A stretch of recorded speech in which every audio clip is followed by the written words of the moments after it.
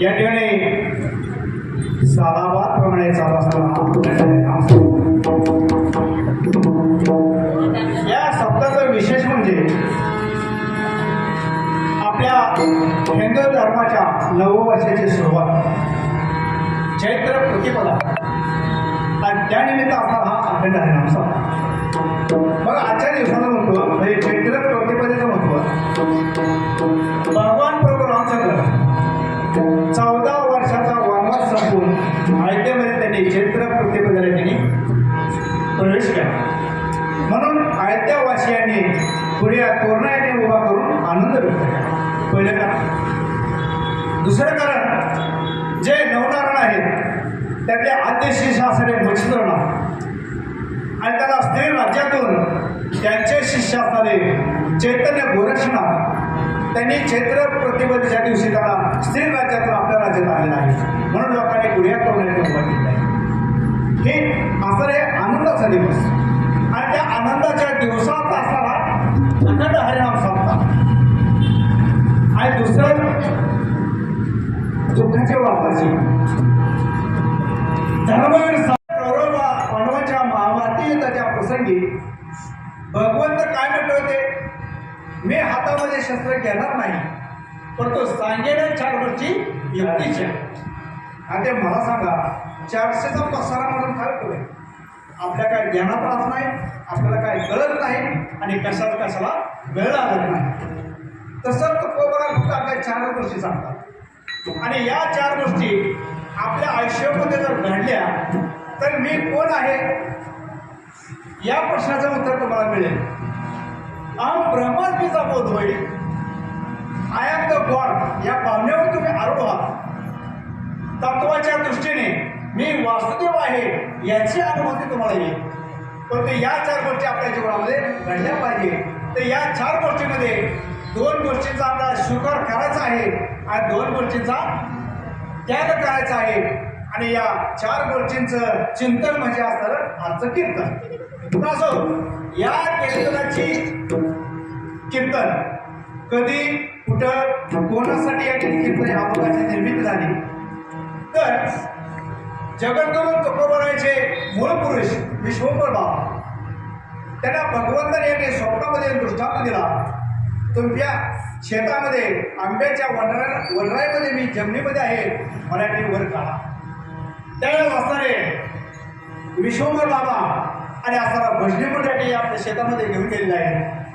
आणि ज्या ठिकाणी अमराईमध्ये धुक्याचा आहे, तुळशीच्या मंडळाचा सुगंध वास येत आहे, त्या ठिकाणी गोदकाम केल्यानंतर स्वतः भगवंत त्या ठिकाणी प्रकट झाले. आणि मग असणाऱ्या विश्वंभर बाबांना भजनी मंडळाचं वाजत गाजत असणाऱ्या भगवंताच्या मूर्तीला देहू गावामध्ये आणलेलं आहे. आणि आल्यानंतर आपल्या राहत्या घरामध्ये त्या मूर्तीची प्राणप्रतिष्ठा केलेली आहे. आता जर तुम्ही देहूला गेला तर ज्या ठिकाणी तुकोबाराचं घर आहे तर तो तुकोबाराचा वाडा आहे, ज्या ठिकाणी आता मंदिर आहे. तर त्या ठिकाणी तुकोबाराच्या घराला घर किंवा वाडा न म्हणतात, त्याला घर मंदिर असं म्हणतात. आणि तुकोबाराची कीर्तन त्या घर मंदिरामध्ये व्हायची. आता तुम्ही असं म्हणाल मग तुकाराम महाराज बाहेर कीर्तन जात नव्हते का? तर तसं नाही. देहू पंचक्रोशीमध्ये जर कुठे कीर्तन सेवा नसेल तर तुकोबा आपल्या घर मंदिरामध्ये कीर्तन करायचे. आणि त्या घर मंदिराच्या पाठीमागून इंद्रायणी याची वाहन आहे. आणि एका दिवसाचा असा प्रसंग आहे, तुकोबाराच्या घर मंदिरामध्ये कीर्तन चालू आहे. आणि त्या देहू गावातील 5 मुलं त्या इंद्राणीच्या काठावरती बसलेले आहेत. आणि त्यांचा उद्योग चाललेला आहे, घे दगड टाक पाण्यात, घे दगड टाक पाण्यात. आणि ज्या 5 मुलांपैकी एक मुलगा त्या 4 मुलांना म्हणला, तुकाराम महाराज आपल्याच गावचे आहेत, पंढरीला जातात, आळंदीला जातात, अभंग लिहितात, कीर्तन करतात, पण कसं कीर्तन असतं हे आजपर्यंत आपण ऐकलं नाही. तर कीर्तन ऐकायला जायचं का असं म्हटल्यानंतर त्या 4 मुलांना राग आला आणि त्याने रागाच्या रागावर केली धोरण घेतला. तो मला अरे मला तुम्ही काय म्हणता म्हणजे मूर्खा तुला कळतं का? कीर्तनाला जाणं हे काय आपण वय आहे. आणि मग ज्याने मार खाला तो एका बाजूला बसला आणि 4 मुलं एका बाजूला बसले आहेत आणि त्याचा विचार मिळेल चांगला आहे. ज्याने मार खाला तो म्हणत आहे मी फक्त याला कीर्तनाला जायचं का एवढं म्हणून त्याला एवढं करा का. आणि 4 मुलं विचार करत आहेत तो फक्त कीर्तनाला जायचं का एवढंच म्हणत आपण त्याला गरज संकल्प मारायची काहीच गरज नव्हती. त्यात एक मला मी असं काय कान बसून हरी काय घडेल, दुसरा मला मी असं काय पेपर लावता त्याला चालायचं. त्याचा विचार चालू आहे, याचा विचार चाललेला आहे. आणि काही वेळानं काय झालं हे चौघं म्हटले नाही असं करू, एक कीर्तन ऐकल्यामुळे आपलं काय बिघडणार आहे का? एक कीर्तन ऐकल्यामुळे आपल्या काय आम्हाला लोक पडणार का? चला म्हणे आता ही चंपूर आणि ही चौघं ज्याला मारलं त्या जवळ आले आणि त्याला म्हणले ते चल उठ कीर्तनाला जायचं. राजाराव मला आता इथं पुढे मी कीर्तनाला चला म्हणणार नाही उठ बोले आज की शाम तुम्हारे नाम, आज की शाम तुम्हारे नाम, आपल्याला नाही काय काम जायचंय कुठं जा. आणि मग या चौघांनी तुम्हाला समजायला पुढे त्यांनी कीर्तनामध्ये आलेला आहे. आणि कीर्तना शाळेच्या मागे यांनी येऊन बसले आहे. आणि योगायोगानं म्हणण्यापेक्षा तो दिवस त्या मुलाच्या जीवनाचा उद्धाराचा दिवस होता असं म्हणायला काहीच हरकत नाही. कारण त्या दिवशी तुकोबाराने कीर्तन सेवेसाठी जो अभंग घेतला होता तर त्याचा यांनी अशा प्रकारचं शब्दांकन होतं आता तरी पुढे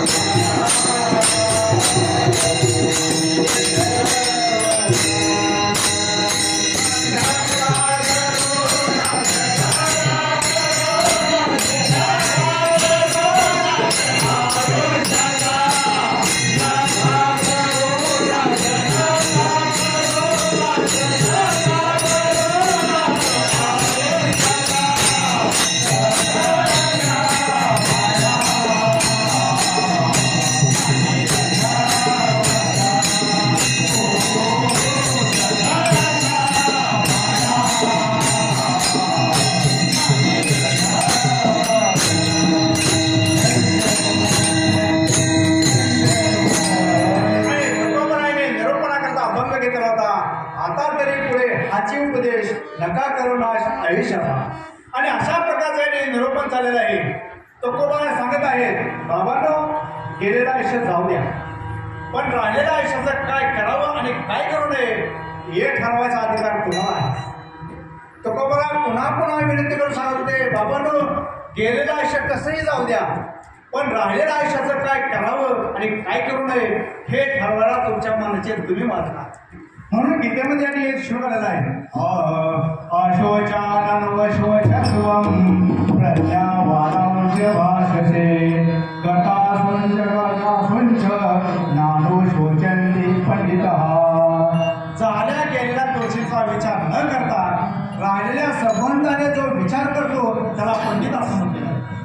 आणि मग तुकोबा सांगत होते, झाल्या गेलेल्या आयुष्याचा विचार करू नका, राहिलेल्या आयुष्यामध्ये काय करावं याचा निर्णय तुम्ही घ्यायचा आहे. याच्यामध्ये देवाला आणायचं नाही, कारण कर्तृत्वाच्या बाबतीत जीवाला पूर्णपणे स्वातंत्र्य हा वेदशास्त्राचा सिद्धांत.